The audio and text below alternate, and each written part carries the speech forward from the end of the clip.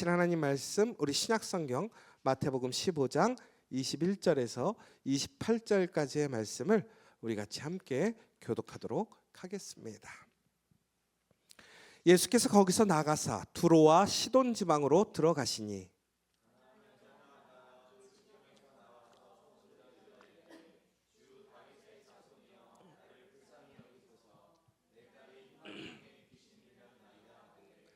예수는 한 말씀도 대답하지 아니하시니 제자들이 와서 청하여 말하되 그 여자가 우리 뒤에서 소리를 지르오니 그를 보내소서.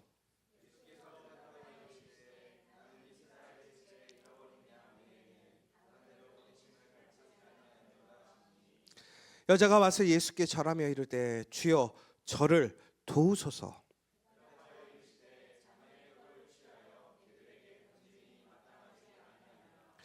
여자가 이르되 주여 올소이다마는 개들도 제 주인의 상에서 떨어지는 부스러기를 먹나이다 하니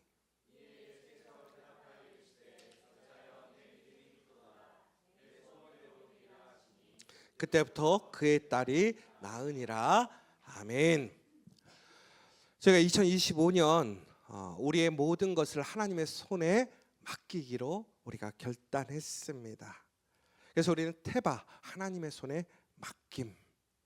그런데 우리가 하나님의 손에 맡길 때 피상적으로 맡기는 것이 아니라 우리가 구체적으로 우리의 모든 것을 맡겨야 합니다. 특별히 우리 3월에는 우리의 미래를 하나님께 맡겨드리기를 원합니다. 여러분, 미래를 맡긴다라는 것은 단순히 말로서만 되는 것이 아닙니다. 우리가 우리의 삶을 더 나아가서 우리의 미래를 하나님께 온전히 맡기려면 바로 우리의 부족함과 연약함을 인정해야 하는 것입니다. 그것을 부끄러워하거나 그것을 포장하려고 하는 것이 아니라 우리는 그것을 정직하게 하나님 앞에, 예수님 앞에 그것을 내어드리고 우리의 모든 것을 주님께 맡기는 것입니다. 바로 그렇게 될 때 우리의 미래는 온전히 하나님의 손에 맡기게 될 것이고 그 가운데 역사하시는 성령의 은혜를 체험하게 될 줄 믿습니다. 그래서 제가 오늘 한 인물을 좀 소개하려고 그래요. 여러분 한번 보시겠어요? 여러분 이게 누군지 아십니까? 반고흐라는 사람입니다. 반고흐는 수많은 초상화를 그렸습니다.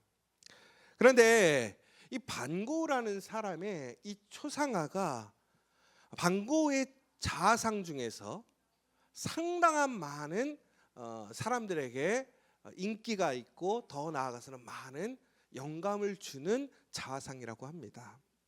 왜 그러느냐? 여러분 반고흐의 자화상을 보면 특징이 있어요. 뭐냐면 꾸미지 않고 사실대로 자신을 그렸다라는 것입니다. 여러분 일반적으로 우리가 자화상을 그린다고 했을 때 특별히 우리가 중세시대나 혹은 어떠한 왕의 사진들을 보면 왕의 모습을 그대로 그리기보다는 상당히 꾸미고 혹은 그 부족하고 혹은 자신의 약점이라고 생각하는 부분들을 보완해서 그리는 것이 일반적이라고 합니다. 여러분도 한번 생각해 보세요. 여러분들이 여러분의 얼굴에 어떤 고치고 싶은 점이 있어요. 꼭 바꾸고 싶은 거야. 난 눈이 너무 작아서 눈을 크게 그리고 싶거나 코가 낮아서 코를 뾰족하게 세우고 싶을 수도 있고, 그렇죠? 얼굴이 너무 사각이어서 동그랗게 만들고 싶은 마음도 생길 거예요. 그래서 사람들은 자화상을 그릴 때 그래서 자신의 얼굴에 약점을 부각시키기보다는 장점을 부각시키는 것이 일반적인 모습이라고 합니다. 그래서 일반적으로 만약에 반고흐의 자화상을 그린다면 보통은 이렇게 그렸을 거라는 거예요. 여러분 어떠세요? 반고흐인데 훨씬 더 매력적이지 않으세요? 네. 제가 그린 게 아니라 AI가 그렸습니다. 그런데 여러분 반고흐의 진짜 얼굴은 이렇다고 합니다. 그런데 보시면 반고흐의 자화상을 보시면 상당히 유사하게 그렸죠.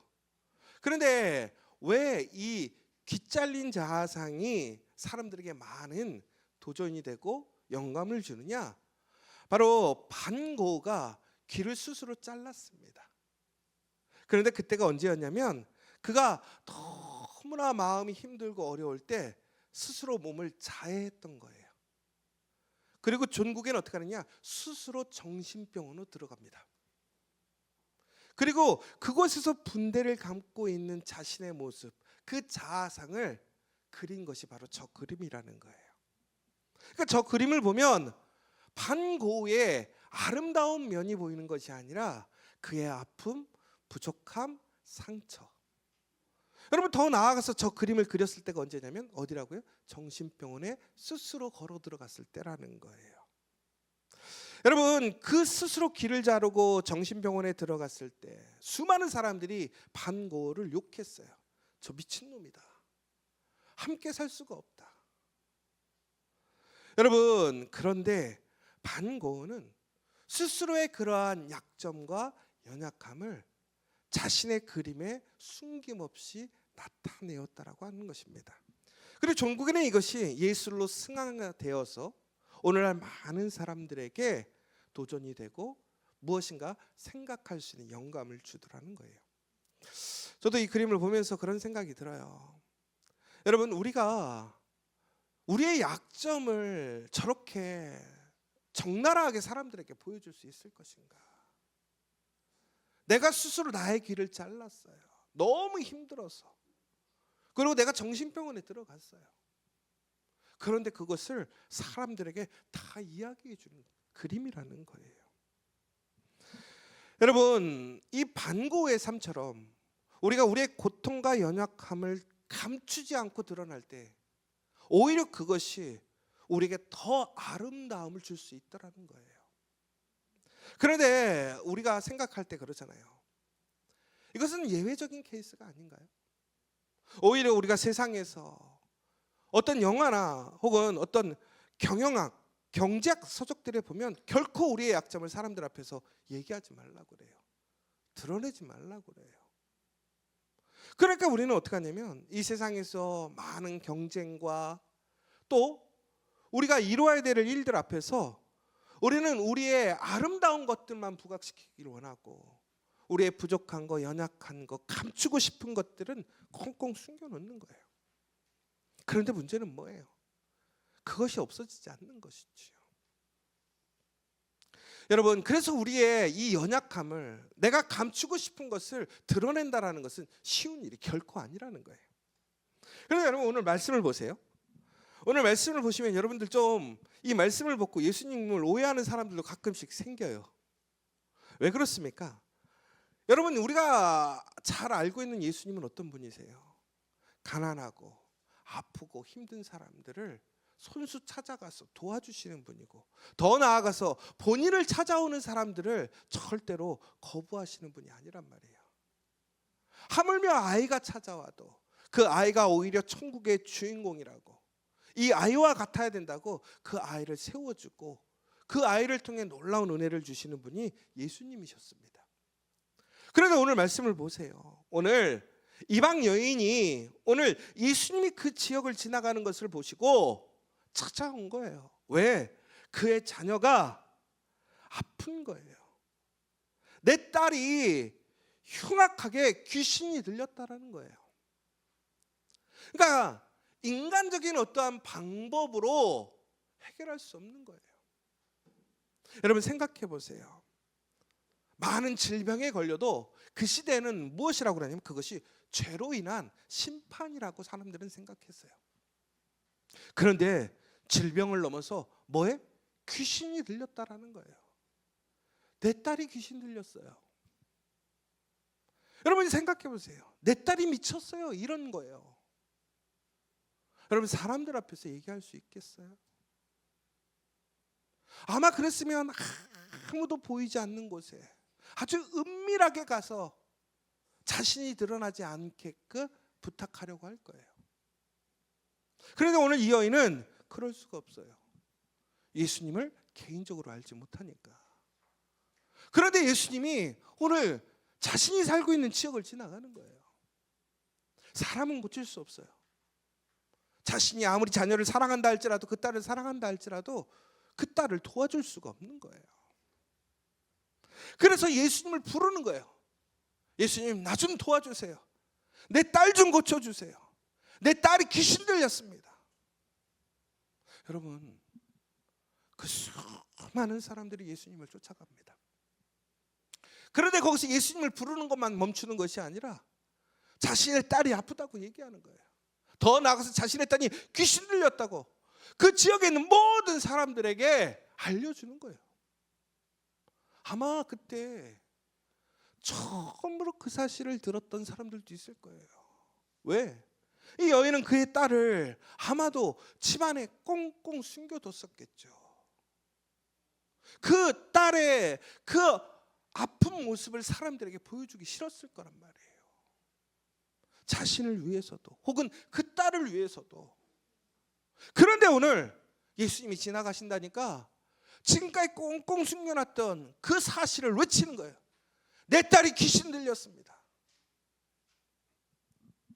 그런데 그때 예수님이 뭐라고 하시냐면 한 말씀도 대답하지 아니했다. 여기서부터 좀 이상하지 않아요?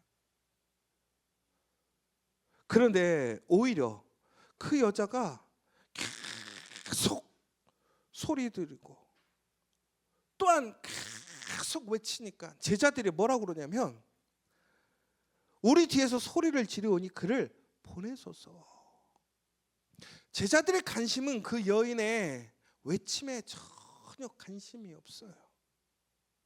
그들은 예수님이 선한 일, 거룩한 일을 해야 되는데 오히려 이 여인이 방해가 되고 있다고 생각하는 거예요. 그러니까 자신들의 만류, 자신들의 이야기 듣지 않는 거예요. 그러니까 예수님한테 뭐라고 그러냐면 예수님 너무 시끄럽게 해요. 그러니까 그 여인을 보내세요. 가라고 얘기해달라는 거예요. 그런데 예수님께서 뭐라고 그러십니까? 너무나 황당한 얘기를 하시잖아요. 나는 이스라엘의 집에 잃어버린 양 외에는 다른 데로 보내심을 받지 아니하였노라. 내가 여기 온 거는 너네 고쳐주러 온 게 아니라 하나님께 선택받은 유대인들을 위해 내가 온 거야 라고 얘기를 하신 거예요. 그런데 이 여인이 어떻게 하냐면 포기하지 않아요. 그럼에도 불구하고 예수님께 와서 절하면서 뭐라고 되냐면 주님 저 좀 도와주세요 라고 이야기를 하고 있더라는 거예요. 여러분 이제는 모든 사람들의 시선이 누구에게 집중될까요? 그 여인에게 집중되는 거예요. 왜? 이제는 바깥에서 떠드는 여인의 모습이 아니라 이제는 예수님과 1대1로 만남의 자리가 생긴 거예요. 그리고 그 앞에 무릎을 꿇고 애절하게 주님 저 좀 도와주세요. 우리 딸이 귀신 들렸다라고 얘기를 하는 거예요. 이제 모든 사람들이 그 사실을 알게 되었고 집중하고 있는 겁니다. 그런데 예수님이 뭐라고 하십니까? 이르시되 자녀의 떡을 취하여 개들에게 던짐이 마땅하지 아니하니라. 여러분 이게 너무 충격적이지 않아요? 예수님이 그 여인을 뭐라고 지칭했어요? 너 개야. 여러분 누군가에게 도움을 청하러 갔다고 생각해 보세요. 내 아들이, 내 딸이 너무 아파서 내가 도움을 청하러 간 거예요. 나의 부끄러움, 내 자녀의 부끄러움이 아니라 그 문제를 해결해 줄 수 있는 그 사람에게 바짓가랭이를 붙들고 애절하게 부탁하는 거예요. 그런데 그 사람이 여러분에게 야, 내가 개를 왜 도와줘? 이 개는 동물을 얘기하는 거예요. 여러분, 내가 내 딸 살리려다가 개가 된 거예요. 내 딸이 개새끼가 된 거예요. 여러분 어떠시겠어요? 비참하지 않겠어요? 울분이 나오지 않겠어요? 그런데 이 여인의 반응은 너무나 놀라워요. 뭐라고 되어 있습니까? 주여 올소이다. 뭐예요? 나는 개예요. 야, 이거 너무한 거 아니? 야, 이거 자존심, 이거 인간적으로 이거 너무한 거 아니? 그런데 이 여인이 뭐라고 그러냐면 개들도 제 주인의 사상에서 떨어지는 부스러기를 먹나이다. 내가 개 맞는데 나는 부스러기라도 먹을 수 있으면 좋겠다라는 거예요. 여러분, 이 여인은 왜 그랬을까요? 예수님만이 고칠 수 있기 때문에 그런 거예요. 그 딸이 이 처참하고 불행한 삶을 끝낼 수 있는 방법이 있는데 그것은 오직 예수님의 능력으로 행할 수 있더라는 거예요. 그러니까 예수님을 붙드는 거예요. 나를 이방인 취급하고 환영해 주지 않고 나를 개 취급해도 예수님이면 고칠 수 있으니까 예수님 고쳐달라는 거예요. 그 여인은 스스로를 이렇게 인정하는 거예요. 나는 죄입니다. 나는 축복받지 못한 사람이고 이방인이고 하나님께 선택받지 못한 사람입니다. 내 딸은 귀신 들렸습니다. 그러나 저는 예수님의 도움이 필요합니다. 그런데 놀랍게 예수님의 태도가 바뀌어요. 28절을 다시 한번 같이 읽어볼까요? 시작. 이에 예수께서 대답하여 이르시되 여자여 내 믿음이 크도다. 내 소원대로 되리라 하시니 그때부터 그의 딸이 나으니라. 아멘. 여러분, 예수님께 나와서 자신의 연약함, 자신의 상황, 그 딸의 그러한 귀신 들림을 인정하고 맡기니까 놀랍게도 예수님은 그 딸의 놀라운 은혜를 일으키시더라는 거예요. 여러분, 판고가 자신의 그러한 연약함과 부족함을 자신의 자아상에 숨기지 않고 사실적으로 드러냈어요. 그러자 그것이 예술로 승화되었어요. 그런데 여러분, 판고가 어떻게 죽었는지 아십니까? 자살했어요. 자신의 것들을 가감없이 드러내는 인생이었어요. 그런데 문제는 그 연약함과 약점을 드러냈지만 그것을 놀라운 은혜로 바꿔주는 사람이 없었더라는 거예요. 여러분, 우리가 사람 앞에서 우리의 연약함을, 우리의 부족함을 드러내는 것은 중요해요. 그러나 사람은 그것을 고칠 수는 없더라는 거예요. 그런데 고은은 자신의 그러한 연약함과 약점을 그림에 드러내는 것에 멈추는 것이 아니라 예수님께 나아갔어야 된다는 거예요. 그런데 오늘 이 여인은 어떻게 되었어요? 반고우처럼 예술가도 아니에요. 세상에 무엇인가 대단한 것을 업적을 만든 사람도 아니라는 거예요. 그런데 이 여인은 자신의 연약함과 부족함, 그 딸의 병듦을 예수님 앞에 그 하나님께 맡기자 그런 놀라운 하나님의 사랑과 은혜를 체험하게 되었다는 거예요. 여러분, 우리가 연약함을 하나님께 맡길 땐 당연히 우리에게는 두려움과 불안을 경험할 수밖에 없습니다. 의심이 생길 수밖에 없어요. 여러분, 나 자신의 부족함과 연약함, 나의 현실을 인정하는 게 얼마나 부끄럽고 치욕스러운 일입니까? 여러분, 돈 필요할 때 돈 없는 사실을 나에게 알려주는 사람이 좋아요? 그것만큼 자존심 상하는 거 없잖아요.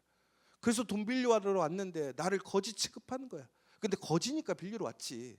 근데 나를 거지라고 하면 여러분 기분이 어때요? 진짜 죽이고 싶은 마음 넘치잖아요.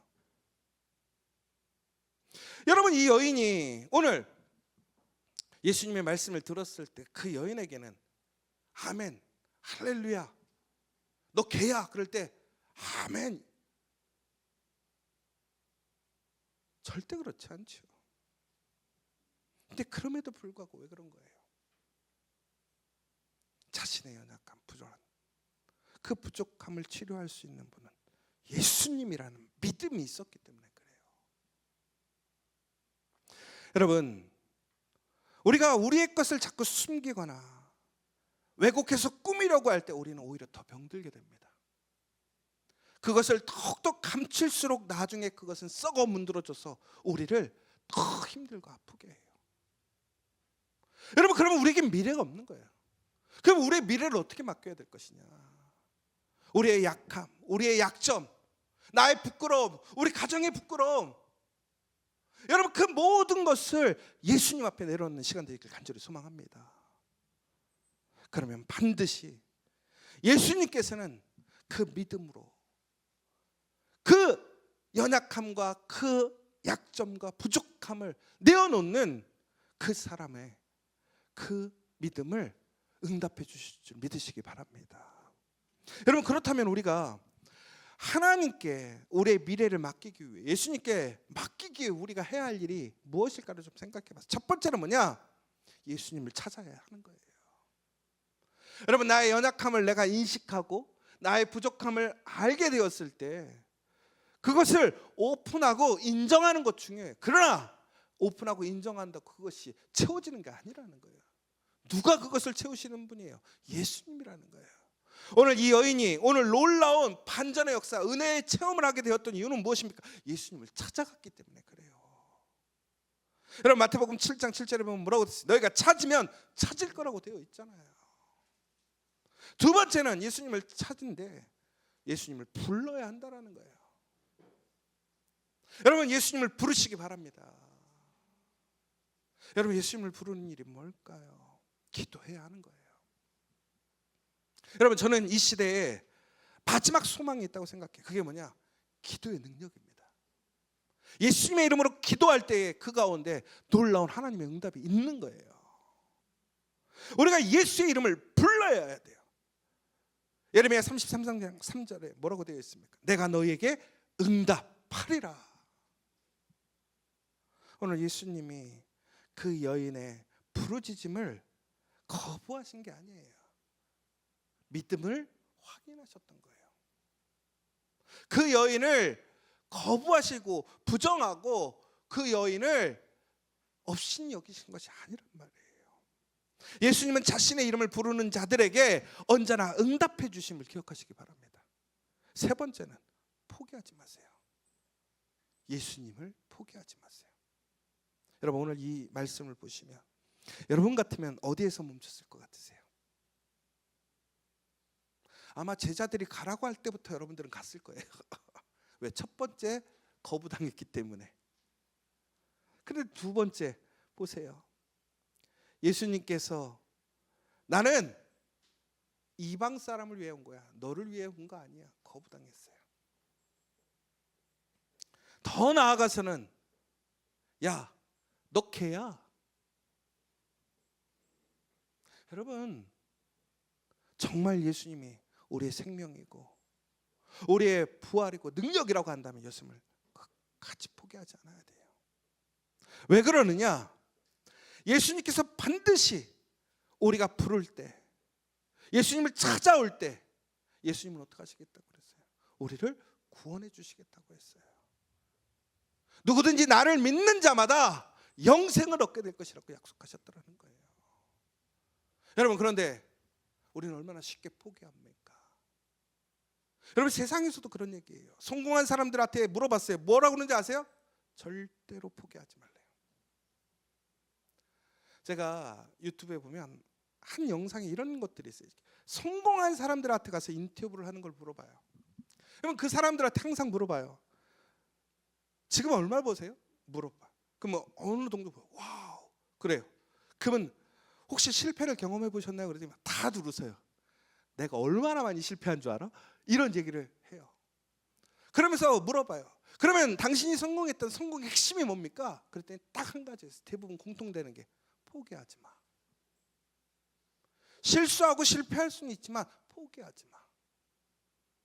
그것이 당답이라. 그런데 여러분 우리가 다 알아요. 그런데 여러분 수많은 사람들이 왜 성공하지 못하는지 아세요? 포기해요. 여러분 우리가 예수님이 진리고 생명이라는 거 알아요. 그런데 왜 우리는 예수님의 은혜를 경험하지 못할까요? 포기하는 거예요.